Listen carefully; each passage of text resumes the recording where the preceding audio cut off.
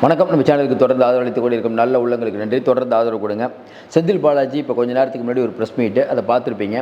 பதட்டம் பயத்தில் அந்த முகத்தில் தெரியும்பாங்கள்ல, அந்த மாதிரி அவருடைய பாடி லாங்குவேஜிலே தெரியுது பதட்டமாக இருக்காருன்னு ஒன்று. இன்னொன்று, ஈடி வந்தால் பதற்றமாகியே தீரணும். சும்மா ஈடி வருமாங்க? கொஞ்சம் யோசனை பாருங்கள். ஒரு தப்பும் நடக்கலை அப்படின்னு செந்தில் பாலாஜி சொன்ன உடனே நம்ம யோசிக்கிறது என்னென்னா, இதே மாதிரி தாங்க போன தடவை சொன்னீங்க, உங்களை விசாரித்து 1.5 வருஷம் உள்ளே வச்சுட்டாங்க, இப்போயும் அதே மாதிரி தான் சொல்கிறீங்க. ஒன்று. ரெண்டாவது, செந்தில் பாலாஜிக்கு சம்மனம் இல்லை திமுகவுக்கு பிரச்சனை கிளப்பும். ஏன்? அதை பற்றி பேசலாம். திடீர்னு அதிமுகவையும் கோத்து விடுறார் செந்தில் பாலாஜி. அதனுடைய பின்னால் இருக்கக்கூடிய விஷயம் என்ன? இன்னொன்று, பட்ஜெட்டில் கவர்ச்சிகரமான அறிவிப்பெல்லாம் நிறைய வெளியிட்டிருக்காரு. எப்பயும் போல் பழைய பென்ஷன் இல்லை, ஆனால் லீவ் சரண்டர் இருக்குன்ட்டாங்க. லீவ் சரண்டருக்கே 2000 கோடி ஆகும். அப்போ மேலும் மேலும் கடன் வாங்கி தான் நீங்கள் இந்த இந்த இந்த இவங்க சொல்கிற திட்டங்களை எல்லாம் நிறைவேற்ற முடியும். கடன் வாங்கி ஒரு விஷயத்தை செய்கிறதுக்கு நீங்கள் யார் வேணால் பண்ணலாம். கடன் வாங்கி பண்ணுறதுக்கு என்ன, நமக்கு எவ்வளோ வேணால் கடன் வாங்கலாம், யாராவது கேட்க போகிறாங்களா? அப்போ சென்ட்ரல் கவர்மெண்ட்டு 28% தான் கடன் வாங்கணும் ரூல்ஸ். 26 வாங்கிட்டீங்கன்னு 2% தான் வாங்கணும். 2% நீங்கள் வாங்கிட்டு இந்த ஆட்சியை முடிச்சுட்டு போனீங்கன்னா அடுத்து நீங்களே ஆட்சிக்கு வந்தாலும் எப்படி ஆட்சி நடத்த முடியும்? இது சம்மந்தமாக பேச போகிறோம். முதல்ல இந்த டாஸ்மார்க்கை பொறுத்த வரைக்கும் நம்ம ஏற்கனவே சொன்ன மாதிரி செந்தில் பாலாஜி சொல்கிறார் 1000 கோடி அப்படிங்கிறது அண்ணாமலை சொன்னார், 2 நாள் கழித்து ஈடி சொல்லுது அப்படின்ட்டு. ஒன்று. இன்னொரு விஷயம், எதுவுமே மடியில் கனம் இல்லைங்கிறதான் தாண்டி அதிமுக ஆட்சியில் என்ன மாதிரியான நடைமுறைகள் பின்பற்றப்பட்டதோ அதே நடைமுறை அப்படிங்கிற மாதிரி ஒரு வார்த்தையை சொல்கிறார். இதில் அதிமுக உள்ளே இழுக்க வேண்டிய அவசியம் இல்லை. ஒன்று. ஏன்? அதிமுக ஆட்சியில் இந்த மாதிரி நடந்ததுன்னா எல்லா ஆட்சியிலையும் நடந்தது.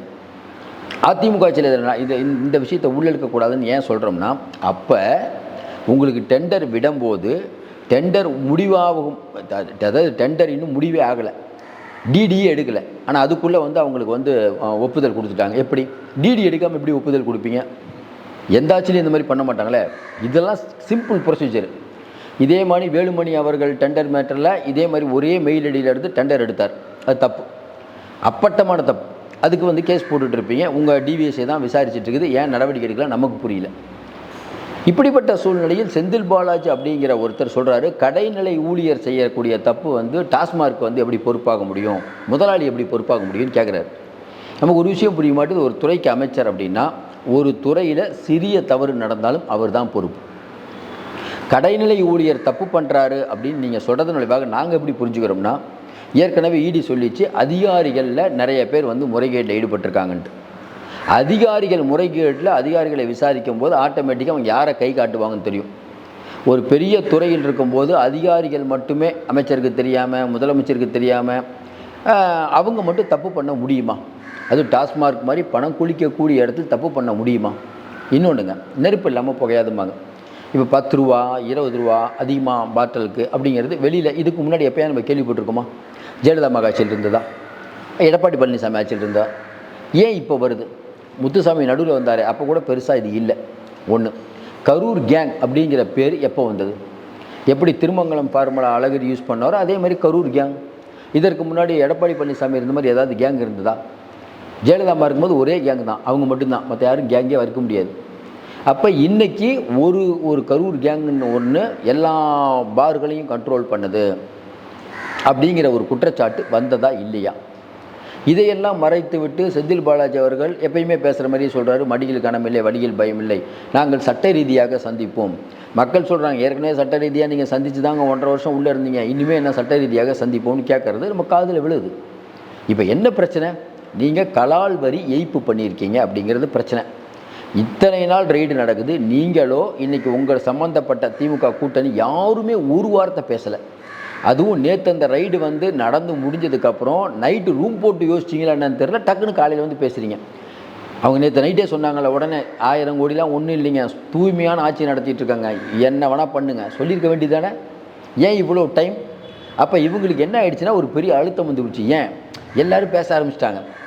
பேசலாம், வாய் அடைக்கணும். அதுக்காக என்ன சொல்கிறது, மக்கள் யாராவது நம்புவாங்களேங்க? ஒரு அமைச்சர் என் துறையில் ஊழலே நடக்கலைங்க, நான் ரொம்ப தூய்மையான ஆட்சி, எந்த கட்சி வேணா இருக்கட்டும், மக்கள் நம்புவாங்களா? மக்களை என்ன நினச்சிட்டிங்கன்னு நமக்கு ஒன்றுமே புரியல.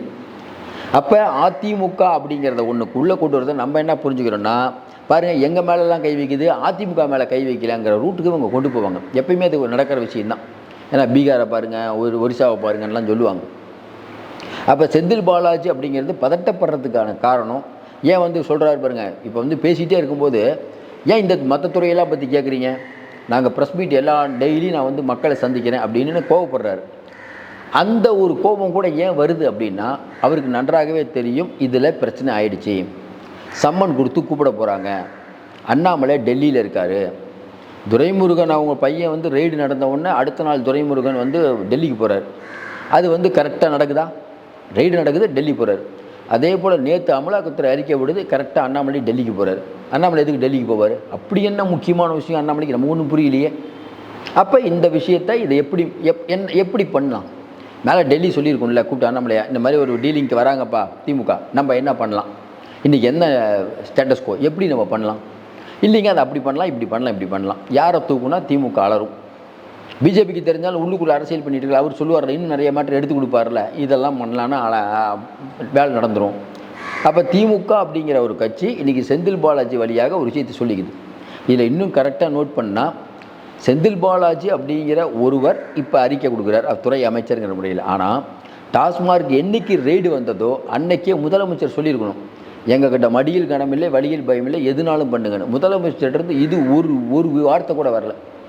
ஏன் நம்ம இதை முதலமைச்சர் மாத்திரம் எல்லாத்துக்கும் ரியாக்ட் பண்ணுறாரு? ஏன் இதுக்கு ரியாக்ட் பண்ணுறார்? செந்தில் பாலாஜியை வந்து அரெஸ்ட் பண்ணும்போது தொட்டுப்பார் சீண்டிப்பார்னு வீடியோ போட்டிங்க. இப்போ தொட்ட உடனே ஏன் வீடியோ போடல? மக்கள் எழுமா இலாகா மும்மொழி கொள்கையும் இன்றைக்கி தொகுதி மறுசீரமைப்பு இதை ரெண்டை வச்சுக்கிட்டு நீ எவ்வளோ நாள் ஓட்டி, பிஜேபியும் ஓட்டுது, நீங்களும் ஓட்டுறீங்க. மக்களுக்கு இதெல்லாம் தெரியாமல் இருக்குமா? அப்போ செந்தில் பாலாஜி மட்டும்தான் குறியா, வேற என்ன குறி? அது செந்தில் பாலாஜிக்கும் தெரியும், யாரை குறி வைக்கிறாங்கன்னு செந்தில் பாலாஜி தெரியாமல் இருக்கும். அப்போ கவர்மெண்ட்டில் வேறு அலுவலே பார்க்க முடியாது. காலையில் பட்ஜெட் கூட்டத்தொடர் முடிஞ்சது, நேற்று நைட்டு வரைக்கும் இடியை பற்றி தான் மேட்ரு. எதை இடி இப்போ அடுத்து எப்படி பண்ண போகிறாங்க, எது பண்ண போகிறாங்க? இப்போ இந்த பட்ஜெட் கூட்டத்தொடர் முடிஞ்ச உடனே ஆலோசனை பண்ணுவாங்க. இந்நேரம் ஆலோசனை பண்ணிகிட்டு இருப்பாங்க, எப்படி பண்ணலாம், எது பண்ணலாம், என்ன பண்ணுவாங்கன்னு தெரியல. ஏன்னா நாளைக்கு வந்து எப்படி வேணால் போகலாம் இந்த விஷயத்தை. அப்போ இன்னும் அவங்க வந்து டிமாண்டை சொன்னாங்களா இல்லையாங்கும் போது ஒரு பெரிய பதட்டத்தில் உங்களை வச்சுருப்பீங்க. செந்தில் பாலாஜிக்கு வேறு 30 தொகுதி கொடுத்து வேலை பார்த்துட்ருக்கோம். இப்போ போய் அண்ணனை ஏதாவது பண்ணிக்கிட்டா அந்த 30 தொகுதி போயிடுமே. 30 தொகுதி போனால் கூட பரவாயில்ல, தமிழ்நாடு முழுக்க இந்த பிரச்சனை எதிரொலிக்கும். ஏற்கனவே மும்மொழி கொள்கையில் நீங்கள் மாட்டிக்கிட்டீங்க, உங்கள் வேண்டிப்பட்டவங்களாம் ஸ்கூல் வச்சுருக்காங்கிறது அண்ணாமலை சொல்லி அம்பலப்பட்டு நிற்கிறீங்க. மறுபடியும் சொல்கிறோம், பாஜகங்கிறது மோசமான கட்சினா ரொம்ப ரொம்ப மோசமான மட்டமான கட்சி.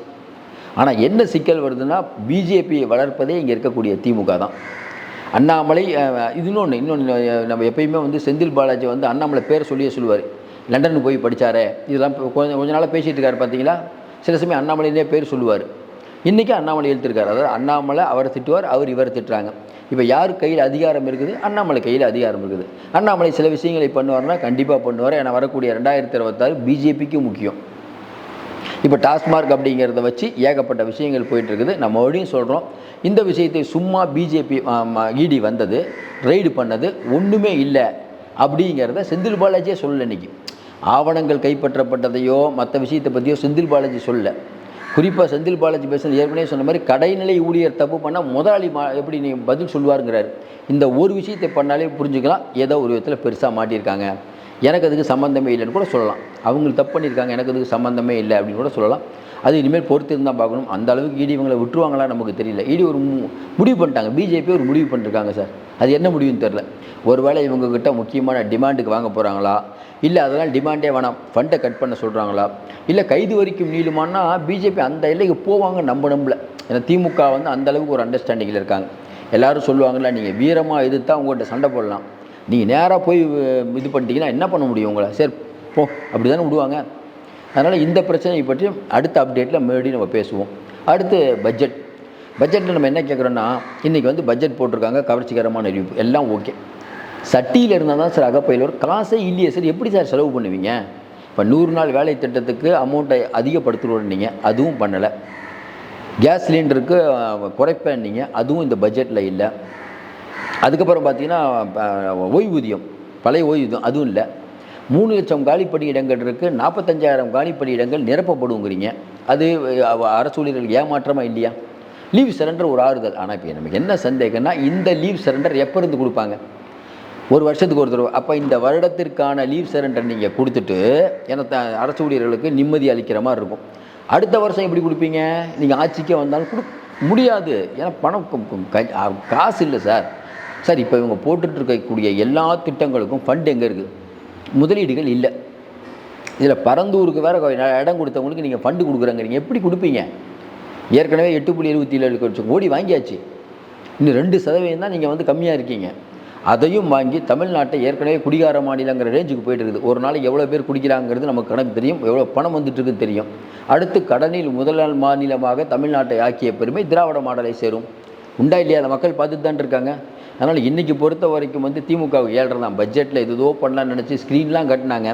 இது ஸ்க்ரீன் கட்டி ஒரு பில்டப் கொடுத்தாங்க பாருங்கள். எல்லா ஊர்லேயும் வந்து பட்ஜெட்டை பார்த்து பெரிய அளவுக்கு மக்கள் ஆர்வமாக இருக்காங்கன்ட்டு. பட்ஜெட்டை பார்த்த மக்களுக்கு தெரியும் இந்த பட்ஜெட் எவ்வளோ ஒரு மோசடியான பட்ஜெட்னு. மறுபடியும் சொல்கிறோம், நீங்கள் தொடர்ந்து கடன் வாங்குறதை நானோ நீங்களோ யார் வேணால் பண்ணலாம். இது ஒரு நல்ல அரசுக்கு உகந்த விஷயம் இல்லை. இதை எப்படி இவங்க சமாளிக்க போகிறாங்கன்னு தெரில. ஏன்னா இது வந்து ஒரு ஃபோட்டோ ஷூட் அரசுன்னு நம்ம தொடர்ந்து சொல்லிகிட்டு இருக்கோம். இப்போ செந்தில் பாலாஜி விஷயத்தையும் நம்ம இதையும் பார்க்கும்போது இன்றைக்கி மக்கள்கிட்ட வந்து இந்த 2 விஷயத்தை தாண்டி மிக மிக முக்கியமாக இந்த மும்மொழி கொள்கையை பேசுகிறதுக்கு இவங்க இன்னும் ஆரம்பிப்பாங்க பாருங்களேன். அப்புறம் பார்த்தீங்கன்னா இது வந்து நாங்கள் சூப்பரான பட்ஜெட் இது யாருமே போடல. பீகாரை பாருங்கள், ஒரிசாவை பாருங்கள். நீங்கள் சாயங்காலத்துலேருந்து வரும் பாருங்கள், திமுக ஆதரவு ஊடகங்கள்லாம் அதான் பேசுவாங்க. மறுபடியும் சொல்கிறோம், இன்றைக்கி திமுக அம்பலப்பட்டிருக்கிறது. 2026 நீங்கள் ஜெயிக்கிறீங்க, அதெல்லாம் ஜெயிக்கிறாங்கலாம் சொல்லிகிட்டு இருக்கீங்க. முதல்ல தமிழ்நாட்டில் இருக்கக்கூடிய நிதி வருவாயை பெருக்கிவிட்டு அப்புறம் எல்லாத்தையும் பேசணும். நிதி வருவாயை பெருக்காமல் நாங்கள் அதை பண்ணுறோம் இது பண்ணுறோன்னு சும்மா கம்பு சுற்றுற வேலை வெகு நாளைக்கு எடுபடாது. இப்போவே பாருங்கள், இப்போ கடன் வாங்க ஆரம்பிப்பாங்க. இன்னொன்று, பிஜேபி நினைத்தால் உங்களை கடன் வாங்குறதுல கூட தடுக்க முடியுமா? அவங்க நினச்சா. அவங்க பிஜேபி உங்களுக்கு ஃபேவர் பண்ணிட்டு இருக்காங்க. நீங்களும் உங்களுக்கு ஒரு அண்டர் கிரவுண்ட் டீலிங் இதானே சொல்லிகிட்டு இருக்கோம். ஆனால் உண்மை கண்டிப்பாக ஒரு நாள் வெளிவரும். பொறுத்திருந்து பார்ப்போம். மீண்டும் சந்திப்போம். நன்றி, வணக்கம்.